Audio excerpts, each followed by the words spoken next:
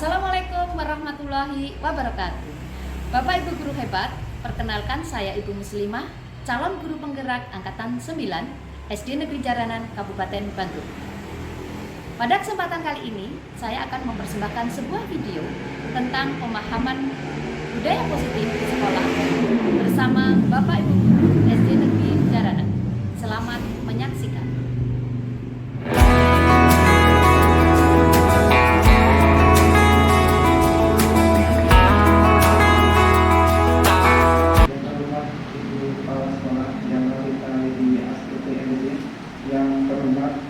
Ibu narasumber, Ibu Muslimah SCT, serta Bapak Ibu guru karyawan dan karyawati SD Jaranan. Assalamualaikum warahmatullahi wabarakatuh. Waalaikumsalam warahmatullahi wabarakatuh. Alhamdulillahirrahmanirrahim. Wassalatu wassalamu ala asrofil anbiya wal mursalin sayyidina Muhammadin wa ala alihi wa ashabihi ajmain. Puji syukur kehadirat Allah Subhanahu wa taala yang telah memberikan kesempatan kepada kita, akhirnya kita bisa berkumpul dalam acara rutin kita KKG SD Jaranan yang selalu kita sempatkan setiap sebulan sekali. Salawat serta salam marilah tertujukan kepada junjungan kepada Nabi kita Nabi Muhammad SAW yang kita tunggu syafaatnya di yaumil akhir. Bapak Ibu guru yang saya hormati, marilah sebelum kita mulai kaji pada hari ini, kita buka dengan berdoa. Bagi yang beragama non-Islam dipersilakan. Bagi yang beragama Islam, mari kita buka dengan membaca basmalah bersama-sama. Bismillahirrahmanirrahim. Berdoa selesai. Acara selanjutnya yaitu menyanyikan lagu Indonesia Raya kepada Ibu Herni. Bapak dari Ibu dimohon untuk berdiri.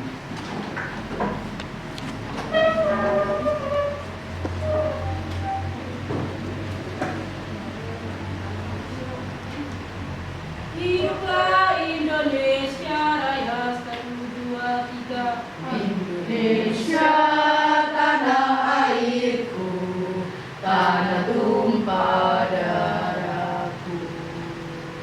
Di sanalah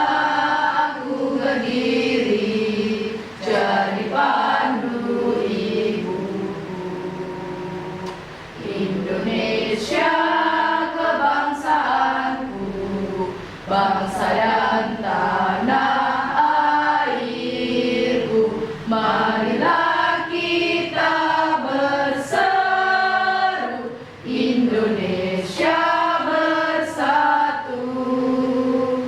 Hiduplah tanahku, hiduplah negeriku, bangsaku, bangunlah jiwanya, bangunlah badannya untuk Indonesia Raya. Indonesia Raya, merdeka, merdeka, tanahku, negeriku yang ku cinta. Indonesia Raya, merdeka, merdeka, hiduplah Indonesia.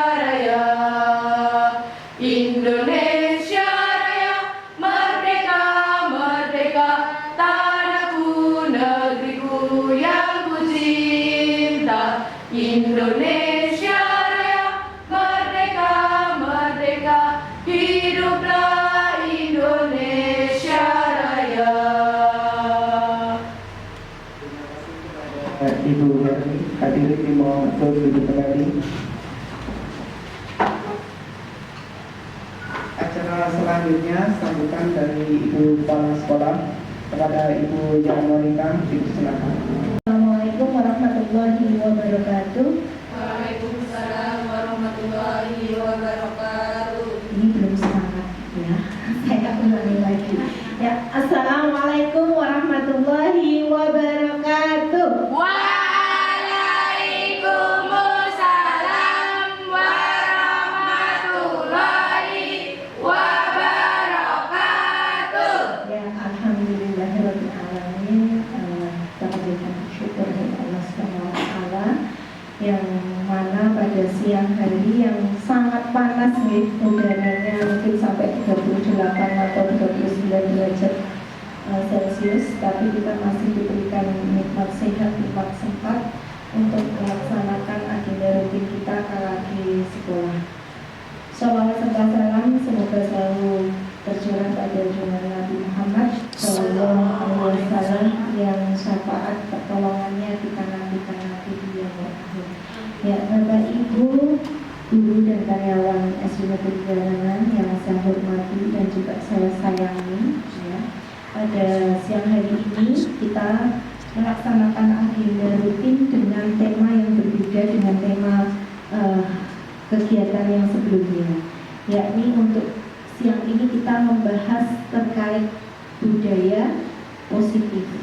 Nah, Bapak Ibu, sebagai sebuah institusi ataupun sebuah lembaga, ya, dimanapun itu namanya budaya lembaga, itu tentu harus kita bangun bersama-sama, baik oleh Bapak Ibu guru, ya, Bapak Ibu orang tua murid, ataupun juga nanti dengan siswa. Dimanapun kita bekerja, tidak hanya di sekolah, budaya lembaga itu sangat penting. Nah, di sini yang akan nanti disampaikan oleh ibu narasumber berkaitan dengan budaya positif. Nah, apa itu budaya positif? Kemudian nanti bagaimana penerapannya? Kemudian nanti hal-hal apa saja sih yang bisa kita lakukan atau kita persiapkan sehingga kita bisa menerapkan budaya positif itu di kelas kita masing-masing ataupun di sekolah. Karena saya yakin dengan adanya budaya positif di sekolah kita, nanti efeknya atau dampaknya bagi siswa, bagi guru ataupun bagi sekolah itu akan sangat besar. Nah, monggo nanti kegiatan ini diikuti dengan baik, ya, diikuti secara fokus, ya. Monggo nanti kalau masih ada kesibukan yang lain, kesibukannya diabaikan dulu, kita fokus ke materi yang disampaikan oleh Ibu narasumber. Terima kasih Bu Ima yang sudah berkenan untuk berbagi, ya, dan kita nanti mengharapkan ini tidak hanya Bu Ima ya yang nanti bisa menawarkan budaya positifnya, tapi juga Bapak Ibu guru semuanya yang ada di SD Negeri Jalanan. Selamat berkarakter, semoga kegiatan ini membawa manfaat dan juga efek yang bagus untuk kita semua. Assalamualaikum warahmatullahi wabarakatuh. Terima kasih kepada Ibu Yana Rika, Ibu Asuti yang sudah memberikan sambutannya.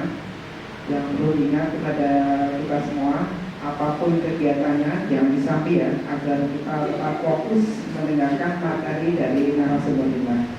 Acara selanjutnya, acara yang sangat kita tunggu-tunggu dan kita nantikan, acara inti, yaitu dari pemateri langsung ibu kita yang sangat tersohor dan terkenal. Kepada Ibu Muslimah Sarjana Pendidikan, kami persilahkan.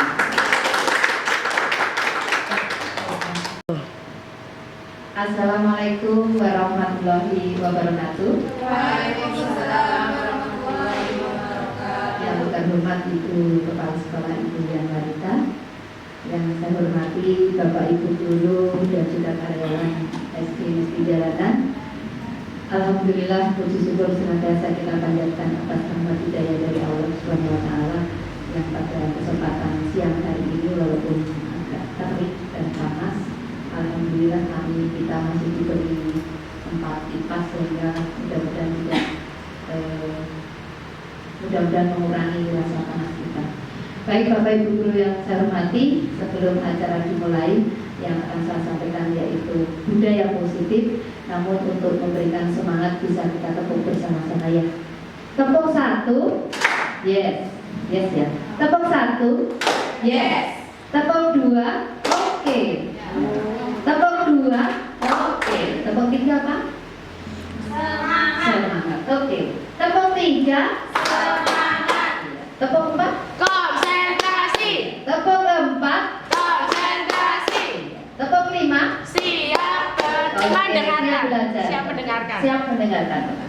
Tepuk lima, Siap mendengarkan. baik, terima terima kasih. Baik Bapak Ibu semua yang hormati, apa itu budaya positif? Mungkin Bapak Ibu sudah mengenal, saya yakin sudah mengenal dan sudah mendengarkannya, sudah mendengarkan apa itu budaya positif dan bahkan sudah kita praktekkan di sekolah. Ini perkenalan diri saya, ya ini dia makhluknya, ya. Dari warna angkasa, ya. Kemudian selanjutnya, oke, apa itu budaya positif?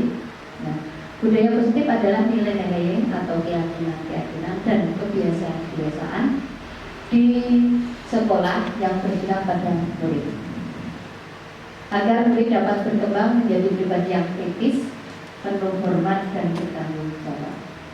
Nah, budaya positif ini sudah kita lakukan walaupun belum maksimal, tetapi kita yakin bahwa budaya positif itu sudah berefek pada anak-anak kita. Ada 6 konsep yang kita pelajari di sana. Yang pertama yaitu disiplin positif dan nilai kebajikan universal. Yang kedua adalah teori motivasi, hukum dan penghargaan dan restitusi. Kemudian yang ketiga yaitu keyakinan kelas. Kemudian yang keempat adalah kebutuhan dasar manusia. Yang kelima yaitu restitusi, 5 posisi kontrol, dan yang keenam adalah segitiga restitusi. Ini yang menjadi pokok yang harus kita lakukan untuk membudayakan budaya positif. Kemudian selanjutnya, yang pertama disiplin positif dan nilai kebajikan universal. Coba Bapak Ibu guru kita sejenak untuk mengepal tangan. Oke, mengepal tangan. Coba kita kepal kuat-kuat.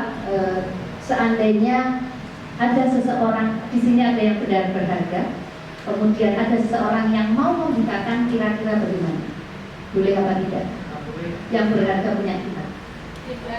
Tidak ya, karena kita sendiri yang punya. Kemudian kalau kita sendiri yang meminta, kita bukakan, kira-kira kita buka ya? Ya, kita buka ya. Itulah yang disebut disiplin positif dan yang akan kita, yang berhubungan dengan disiplin positif dan nilai kebajikan universal. Nah, menurut William Gester dalam kontrol teori choice theory meluluskan beberapa miskonsepsi tentang makna kontrol.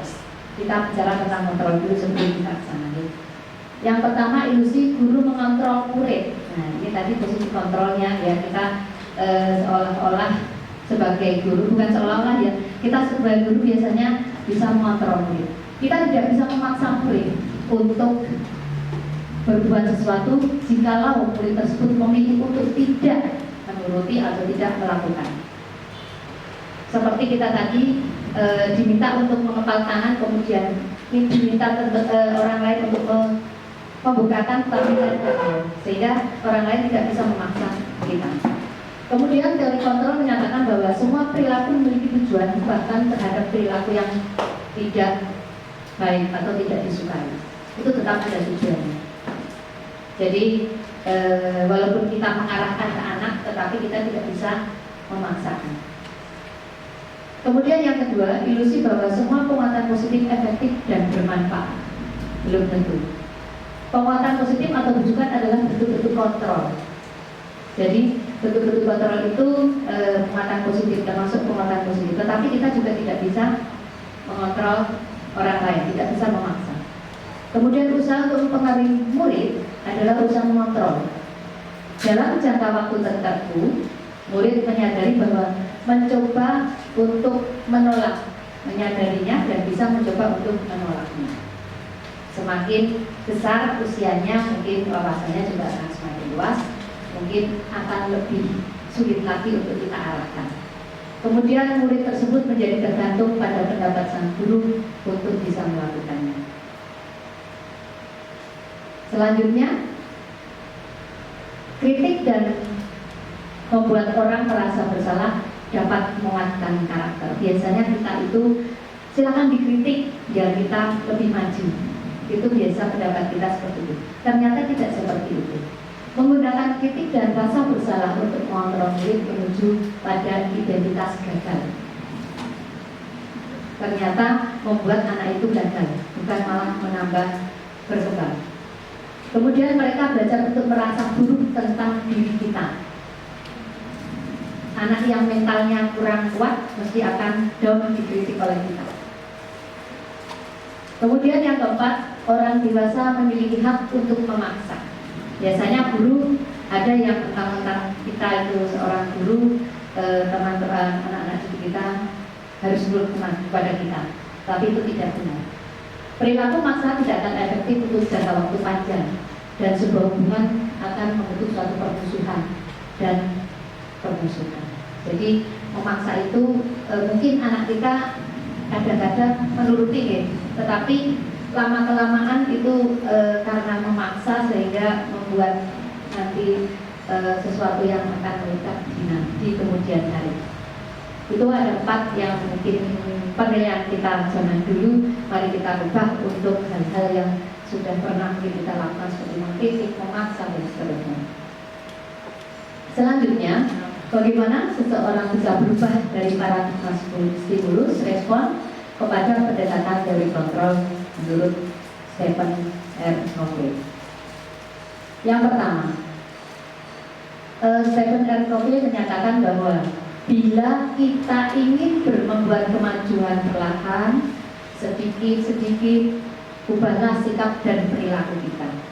Jadi kalau kita akan merubah sesuatu, kita juga harus merubah diri kita sendiri terlebih dahulu. Kemudian, bila kita ingin memperbaiki cara-cara utama kita, maka kita perlu mengubah kerangka acuannya. Bagaimana cara kita merubah, maka kerangkanya dulu yang kita rubah. Kemudian ubahlah bagaimana kita melihat dunia, bagaimana kita berpikir tentang manusia, dan juga paradigma kita, skema pemahaman dan penjelasan aspek-aspek tertentu tentang realitas. Ngantuk nggih? Betul.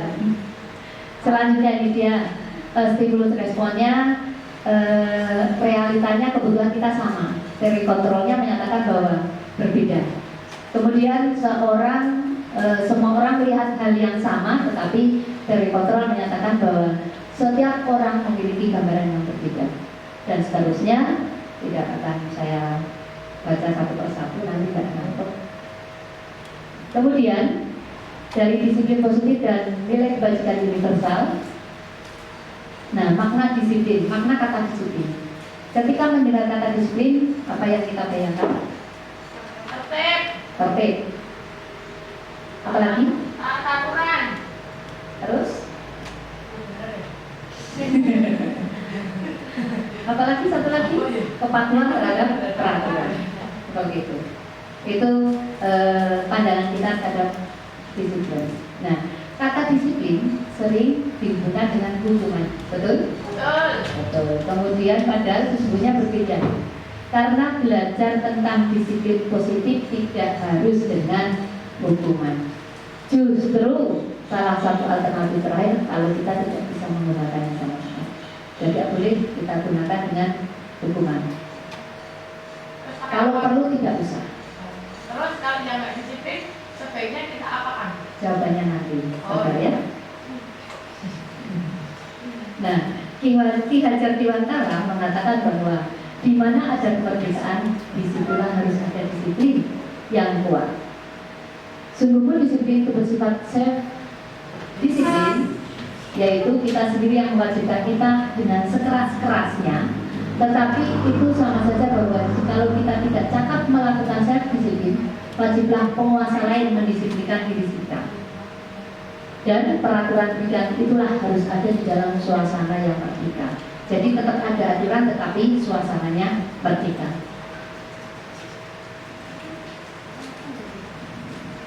Nah, menurut dia nih, disiplin dari bahasa Latin yaitu disiplina, yang artinya belajar, atau disiplin, ataupun murid atau pengikut.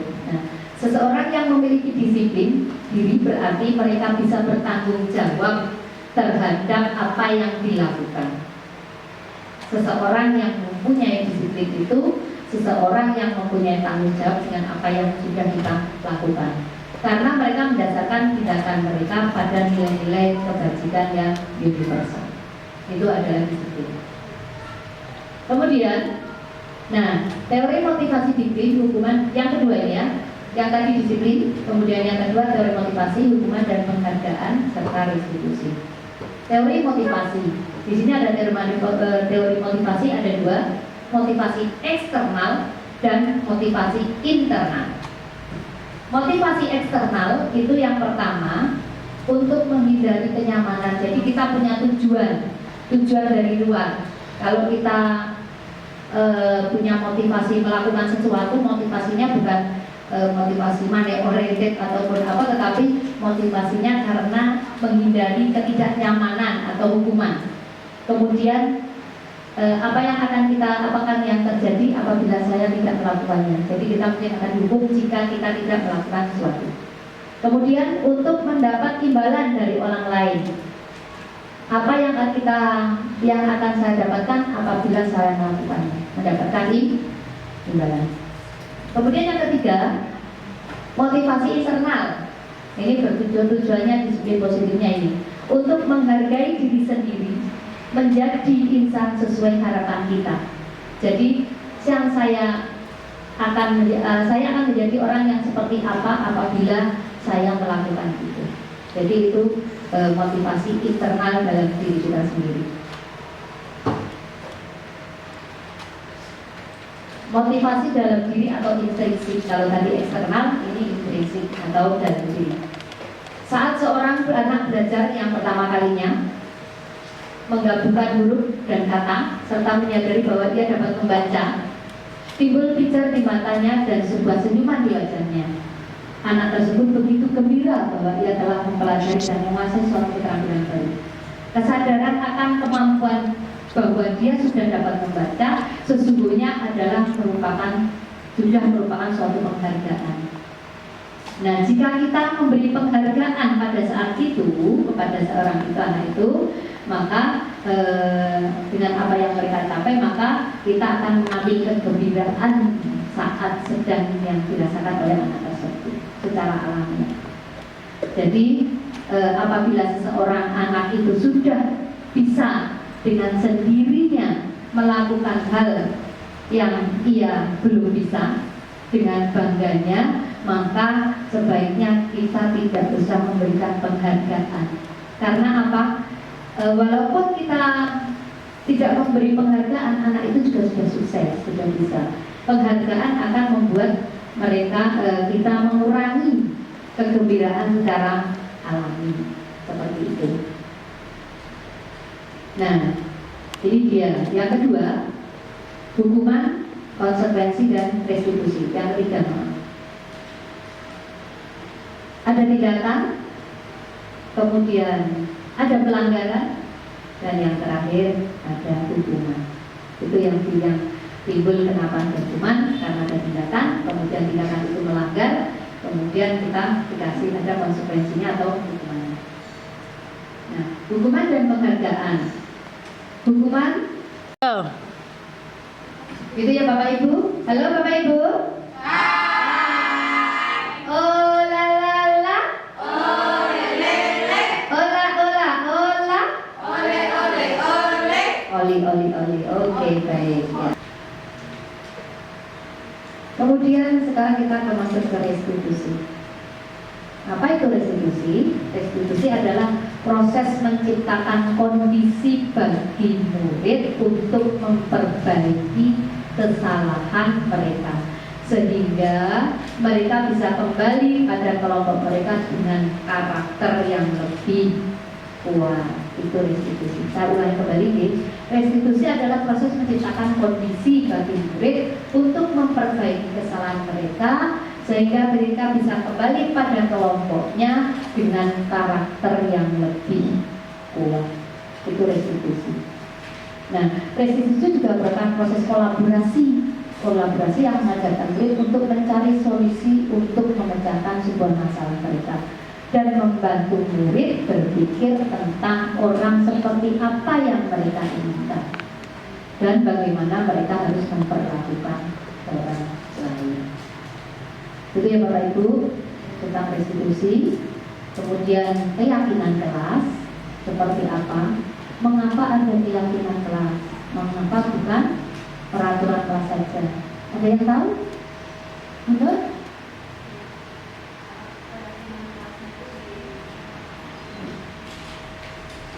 Kalau keyakinan kelas itu dibuat bersama mahasiswa, sedangkan peraturan kelas itu lebih kepada guru atau sekolah yang membuat, kemudian siswa yang melaksanakan. Betul. Tepuk tangan untuk guru. Betul. Keyakinan kelas yang membuat anak-anak bersama guru. Tetapi kalau peraturan kelas itu cenderung instansi atau sekolah. Betul ya? Nah, ini dia. Keyakinan kelas bersifat lebih abstrak daripada peraturan yang lebih rinci dan konkret. Kemudian keyakinan kelas berupa pernyataan-pernyataan yang universal. Kemudian pernyataan keyakinan kelas senantiasa dibuat dalam bentuk positif. Jadi keyakinan kelas positif bukan tidak boleh. Tetapi kalau itu tidak boleh rame, keyakinan kelasnya apa? Harus rame. Gitu. Kalimatnya berbeda dengan peraturan. Kemudian keyakinan kelas hendaknya tidak terlalu banyak, tidak usah banyak-banyak sehingga mudah diingat dan dipahami oleh anak-anak. Kemudian keyakinan kelas sebaiknya sesuatu yang dapat diterapkan di lingkungan sekolah. Contohnya mungkin tidak boleh mencontek, itu keyakinan kelasnya apa? Harus jujur. Harus jujur, bukan tidak boleh mencontek, tetapi keyakinan kelas kita ucapkan dan kita tuliskan dengan harus jujur, bukan tidak kata tidak boleh. Kemudian semua warga kelas hendaknya ikut berkontribusi dalam pembuatan keyakinan kelas lewat kegiatan curah pendapat dan bersedia meninjau kembali keyakinan kelas dari waktu ke waktu. Jadi bisa ditambah, bisa dikurangi ataupun apalagi dari waktu ke waktu bisa berubah. Seperti itu jadi jika peraturan dan keyakinan kelasnya. Sekarang kebutuhan dasar manusia dan dunia berkualitas. Kebutuhan dasar manusia menurut William Geister ini dia. Ada kebutuhan bertahan hidup, kemudian kebutuhan apa mau? Kesenangan, penguasaan, kasih sayang dan rasa diterima, dan juga kebebasan. Seperti itu ya kebutuhan hidupnya. Ada berapa? 5. Tidak bisa saya terangkan satu persatu, ini sudah bisa, nanti terlalu banyak slide-nya. Tadi aja sudah 40 berapa Pak? 2 ya. Nah, ini dia restitusi 5 posisi kontrol. Ada 5 posisi kontrol. Yang pertama sebagai penghukum, kemudian yang kedua pembuat merasa bersalah, yang ketiga sebagai teman, kemudian yang keempat sebagai pemantau, dan yang kelima sebagai manajer. Mari kita lihat satu persatu. Yang pertama sebagai penghukum. Harus kita berikan. Baik Bapak Ibu yang saya hormati, inilah 5 posisi kontrol sebagai penghukum. Kita lihat. Dalam penerapan disiplin positif restitusi, salah satu program yang dikembangkan adalah 5 posisi kontrol. 5 posisi kontrol dalam restitusi adalah proses perjalanan seorang pendidik agar dapat mengenali dirinya. Pada video kali ini, kita akan membahas tentang 5 posisi kontrol yang dikembangkan oleh Giant Dawson dan contoh penerapannya.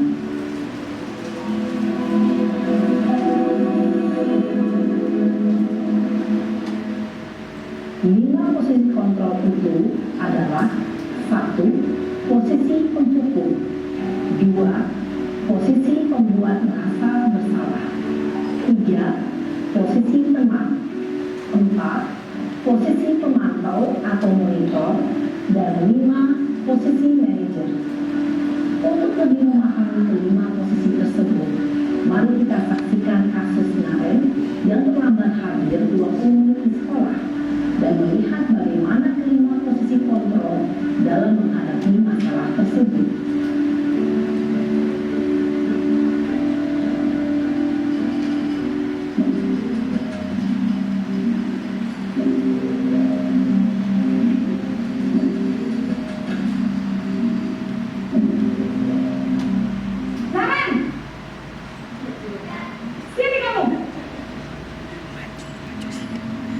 Selamat pagi Bu. Selalu terlambat. Kamu deh, pasti terlambat. Maaf Bu, saya Apa? Apa coba? Alasan kamu apa lagi? Kapan sih kamu tidak terlambat? Malas sekali ya kamu jadi anak. saya Dasar pemalas. Gak kapok-kapok sih kamu. Sudah berapa kali terlambat? Sana, kamu keliling lapangan basket 2 kali. kenapa saya harus keliling lapangan basket Bu? Kenapa? Kamu melawan ibu. Berani-beraninya jawab. Sudah terlambat, masih berani jawab pula. Sekarang, keliling lapangan basket 5 kali sekalian. Biar kapok. Cepat. Pergi sana ke lapangan basket. Posisi penghukum biasanya berbicara dengan nada tinggi, menghardik, menunjuk-nunjuk, menyakiti, dan menyindir. Hukuman bisa berupa fisik maupun psikis. Ibu dan bapak guru hebat. Dampak yang terjadi pada murid ketika guru berada pada posisi penghukum adalah murid cenderung akan memberontak, bahkan menyimpan dendam. Begitu Bapak Ibu sebagai penghukum. Itu anak-anak bisa merasa menjadi pendendam, kemudian juga tidak akan menyukai guru tersebut karena mereka sering menghukum. Wajar. Bagaimana tadi kalau menghukum? Galak, menghardik, tangannya nunjuk-nunjuk, terus berkaca pinggang. Siapa nih sing sok ngapain? Enten beri mboten enten, enggak ada di sini. Lanjut, 5 posisi center yang kedua yaitu apa tadi? Membuat merasa bersalah. Seperti ini. Videonya. Klik mas. Oh iya.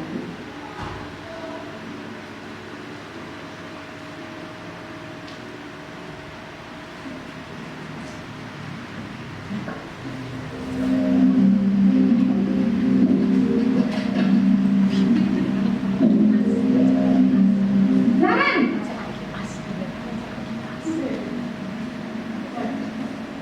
Selamat pagi Bu. Naren, kamu kenapa terlambat lagi, nak? Ya Tuhan, Naren, kamu senang ya bikin ibu susah ya? Kalau kamu terlambat lagi, nanti ibu yang ditegur bapak kepala sekolah, nak. Disangka ibu tidak bisa membina kamu. Duh, gimana ini? Maaf Bu. Duh, Gusti Naren, kamu suka ya kalau ibu ditegur bapak kepala sekolah? Terus, sekarang ibu harus tulis apa yang di buku absen? Apa? Ini kamu sudah sering terlambat loh. Ibu harus apa coba? Maaf Bu. Maaf sekali. Ya sudah, lain kali jangan bikin ibu susah lagi ya nak ya. Ibu tidak akan kuat lagi kalau kamu begini terus. Bisa jantungan kalau ibu sudah kelas. Karena cepat kelas. Maaf ya Bu. Maaf sekali. Posisi pembuat rasa bersalah berbicara dengan nada tenang, cenderung lembut. Namun kata-kata yang diutarakan membuat murid merasa menjadi orang yang gagal, memandang buruk dirinya sendiri, merasa tidak berharga, dan tidak sanggup membahagiakan orang lain. Ketika guru mengambil posisi pembuat rasa bersalah, murid akan menganggap dirinya yang bersalah dan ia akan menyimpan emosi negatif tersebut di dalam dirinya. Gitu ya ibu-ibu dan bapak-ibu guru semuanya. Ternyata apa yang pernah kita lakukan, kira-kira sudah pernah? Sering ya, sama. Seperti inilah akibatnya jika kita menyikapi dengan cara sebagai pembuat merasa bersalah. Kemudian sebagai penghukum yang ketiga, posisi pembuat merasa bersalah sudah sebagai penghukum sekarang.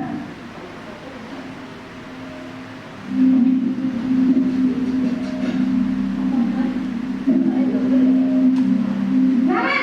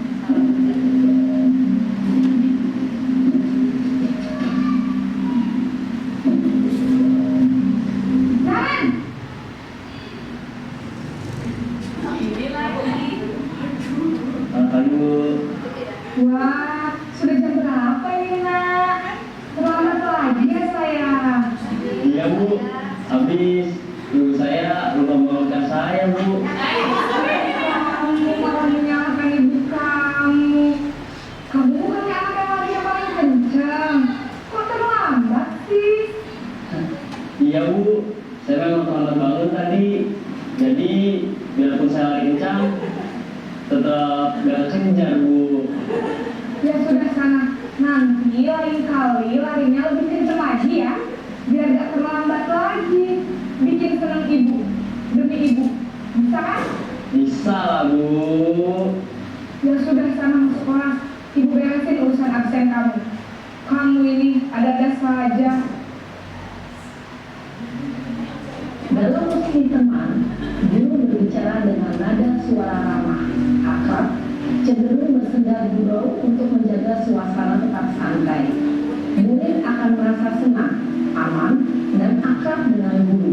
Identitas yang tercipta adalah identitas sukses atau berhasil.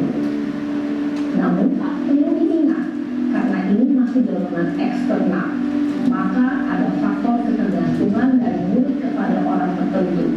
Di sini belum aksennya, sehingga di lain waktu murid bisa berperilaku baik, namun hanya kepada orang-orang tertentu saja. Begitu ya Bapak Ibu. Jadi kalau sebagai teman efek sampingnya ada mantap. Masih yang keempat.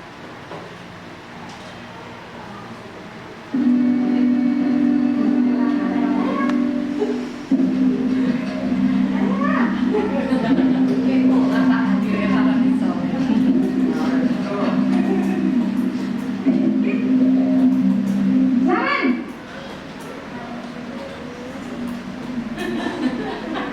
Selamat pagi, Bu. Naren, apa peraturan sekolah kita tentang jam berapa kita harus masuk sekolah, nak? Kita harus di sekolah jam 7, Bu.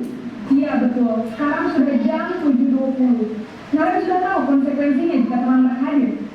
Paham, Bu. Saya harus tinggal kelas pas jam istirahat selama 20 menit. Iya benar, konsekuensinya demikian. Jadi nanti jam 9.30 pas istirahat, kamu harus tinggal di kelas, kerjakan tugas tambahan untuk ketertinggalan kamu, ya? Baik, Bu. Posisi pemantau mengandalkan penghitungan atau data untuk mengontrol murid. Guru mengarahkan murid berdasarkan peraturan dan konsekuensi. Seorang pemantau menunjukkan bahasa tubuh dan ekspresi wajah yang datar dan cenderung formal. Yang terakhir apa Bu? Pemantau. Bukan, ini yang keempat. Ada 5. Satu lagi apa? Manajer.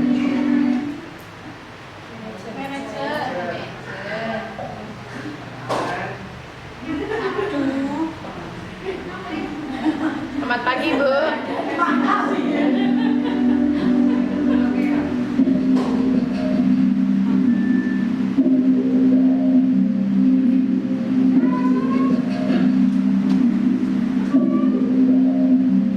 Naren!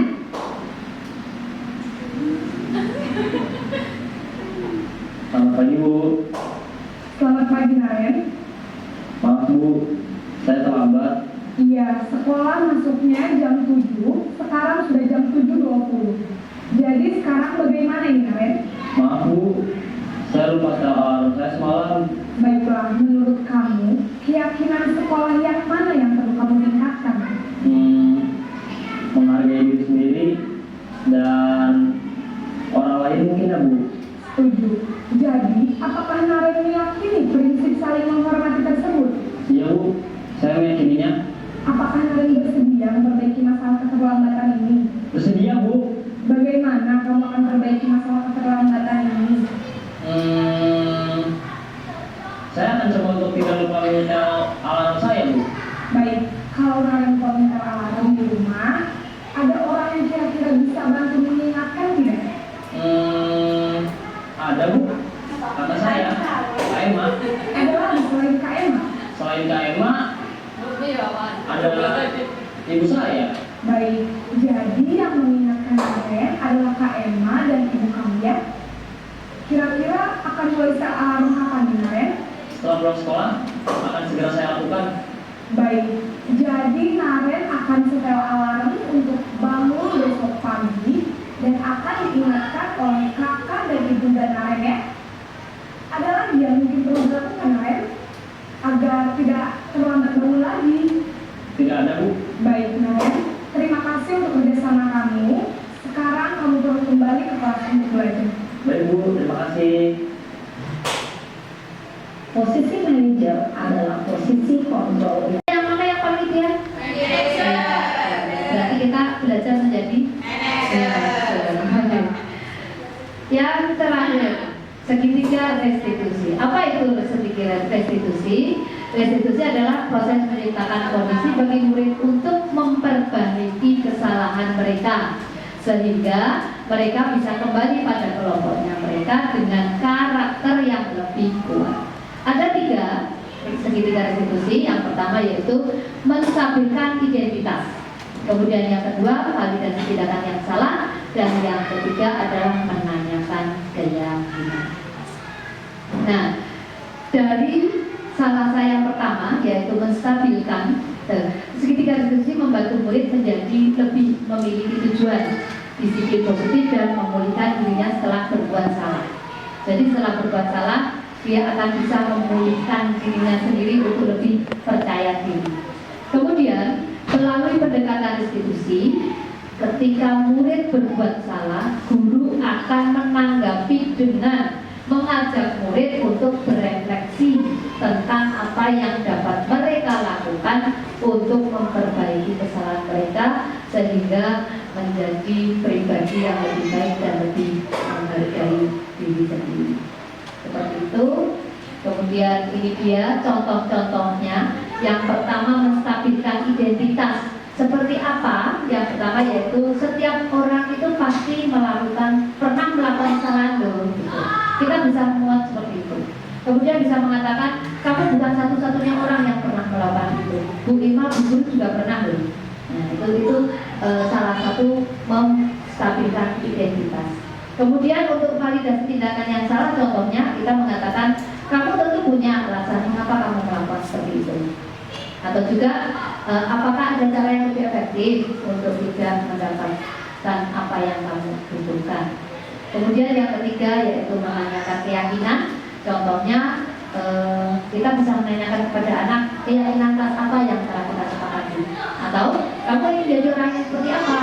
Seperti itu. Nah, ini contoh tolong Pak itu contoh yang sudah saya terapkan.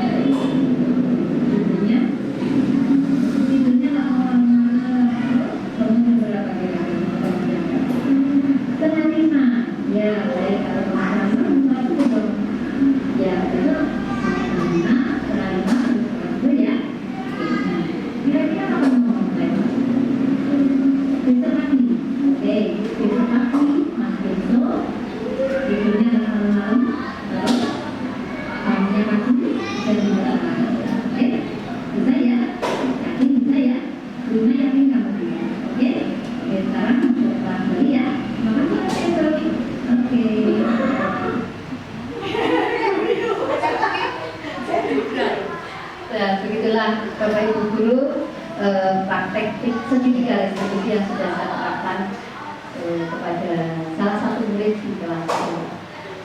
Mungkin itu saja yang bisa saya sampaikan. Terima kasih. Jika banyak salah, mohon maaf. Wabillahi taufiq wal hidayah. Wassalamualaikum warahmatullahi wabarakatuh.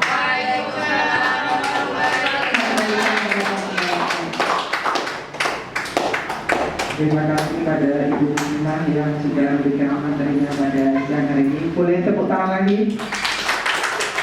Sungguh sangat bermanfaat dan menginspirasi. Walaupun sebenarnya video yang kita tunggu nggak cuma dari Mas Vinso ya, tapi dari Mas siapa? Ibrahim ya. Materi hari tentang budaya positif dan alhamdulillah ada beberapa sesuatu yang kemarin sudah kita lakukan dan ternyata itu tidak efektif dan tidak positif. Kita benahi, kita belajar lagi karena mengutip dari kata-kata Mas Samweda, guru yang tidak mau belajar sebaiknya berhenti mengajar. Dan alhamdulillah teman kita sudah ada yang positif, Ibu Putri Destia. Semoga menular positif ke ibu-ibu yang lain. Baik, acara selanjutnya mungkin ada pertanyaan dari Bapak, Ibu Guru dan karyawan. Mumpung ada narasumbernya ini sangat langka ini, mahal ini.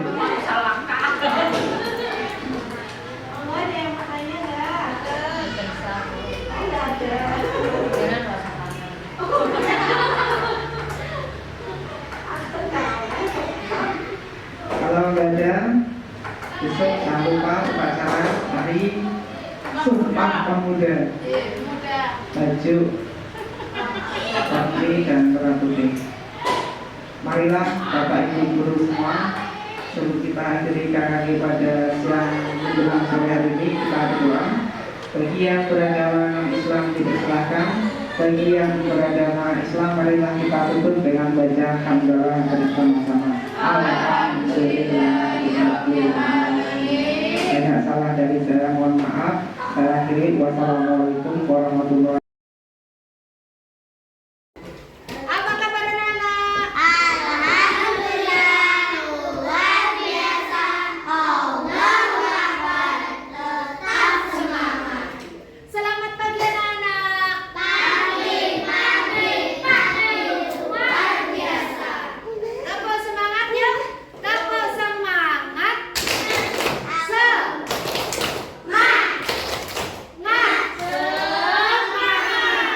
Ya, pagi ini siapa yang tidak masuk? Alvino tadi sudah izin karena baru sakit. Mudah-mudahan sembuh ya. Oke, hari ini kita akan belajar membuat sebuah keyakinan kelas. Sudah beri pampang di sini ya. Keyakinan kelasnya ya. Oke. Belum selesai, Bu. Oke. Nah, keyakinan kelas, apa itu keyakinan kelas? Keyakinan kelas itu hampir sama dengan peraturan kelas, ya. Hampir sama dengan apa? Peraturan kelas. Tetapi keyakinan kelas itu isinya peraturan yang kalimatnya bukan kalimat untuk melarang. Ya, contohnya kalau peraturan itu tidak boleh mencontek, ya toh? Itu peraturan. Tetapi peraturan itu kalimatnya bukan tidak boleh, tetapi ayo, kalau nyontek itu jujur apa tidak? Tidak. Maka kalimatnya adalah harus jujur seperti itu. Nah, kenapa harus dibuat keyakinan kelas? Karena apa? Agar kalian punya rasa tanggung jawab. Harus punya rasa tanggung jawab. Agar kalian punya rasa tanggung jawab. Dengan keyakinan kelas kan bisa bertanggung jawab, bisa lebih komitmen dengan aturan ataupun keyakinan yang sudah kita buat bersama. Oke? Nah, kalau keyakinan kelas itu sudah kita buat, apakah yang kita buat bersama-sama itu kalian bisa lakukan? Bisa? Bisa, harus bisa ya. Karena apa, keyakinan kelas itu dibuat secara bersama-sama. Kalian yang buat, bukan Bu Ima. Maka kalau kalian yang buat, berarti kalian harus mematuhi bentuk rasa tanggung jawab. Oke, contoh ya, tadi keyakinan kelasnya umpamanya tidak boleh mencontek, itu peraturan ya. Maka kita buat menjadi sebuah keyakinan. Apa? Kalimatnya bukan tidak boleh, tetapi harus jujur. Karena mencontek itu tidak jujur kan? Ya kan?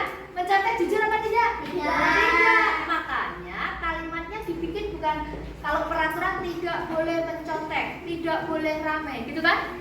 Tetapi ini dibikin kalau tidak boleh mencontek berarti dia nggak jujur, ya toh? Maka bukan tidak boleh nggak jujur, tetapi harus jujur. Oke? Jelas? Jelas? Kalimatnya bukan tidak boleh, tetapi dibalik. Kalau tadi tidak boleh mencontek namanya tidak jujur, maka kamu nulisnya harus jujur. Jelas? Jelas? Kurang jelas? Nah, coba kenapa?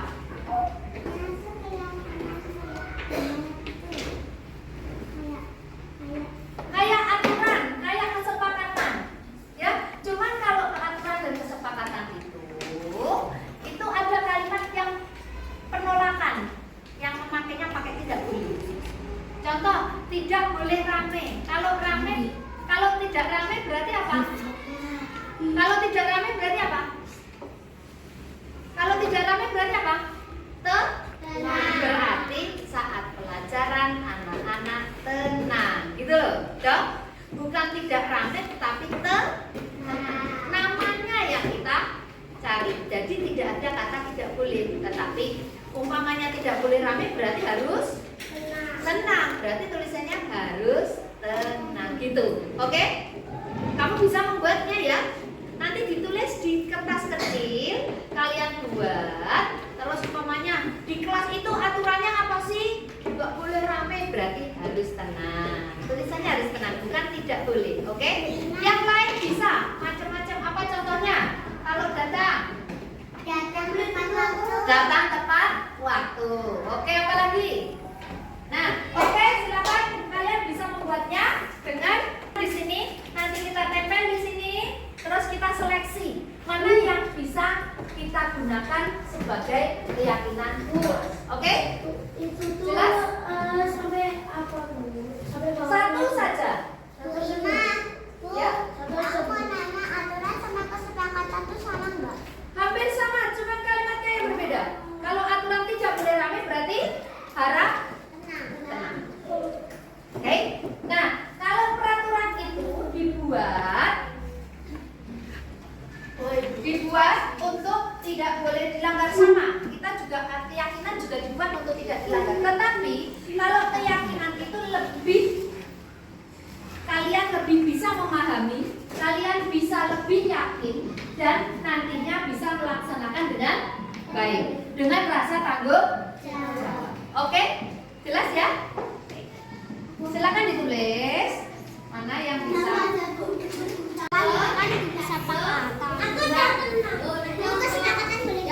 Belajar kesepakatannya apa?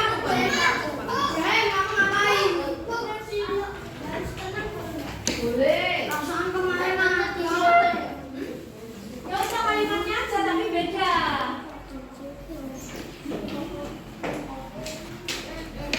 Kalau sama teman harus saling apa?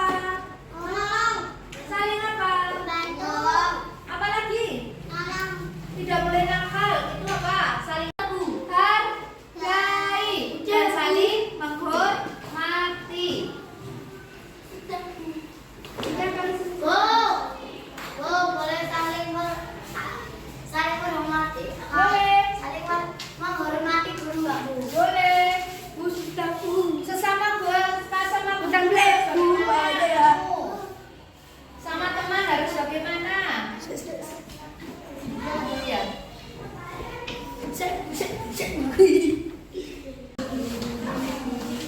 Atas lagi. Nah.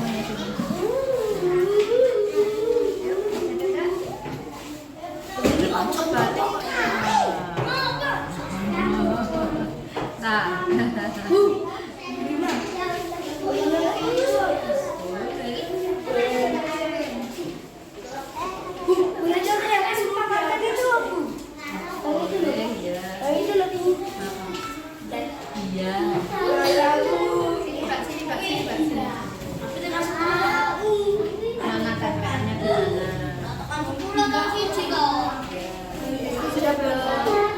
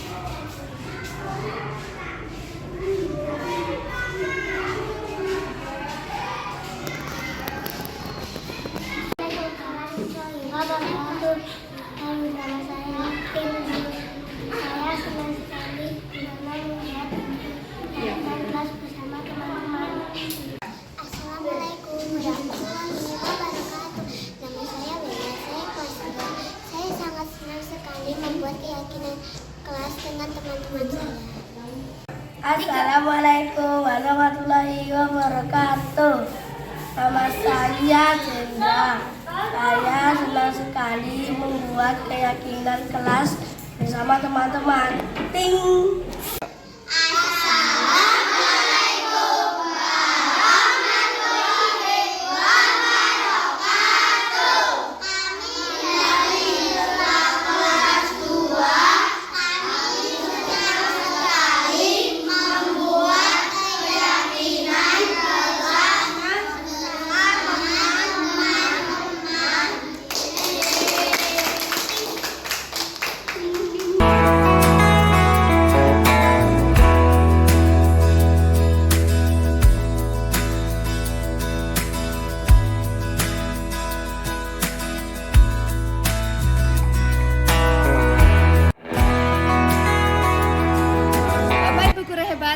menyaksikan tadi video pemahaman praktek budaya positif di sekolah SD Negeri Jaranan. Mudah-mudahan bermanfaat. Terima kasih. Wabillahi taufik wal hidayah. Wassalamualaikum warahmatullahi wabarakatuh.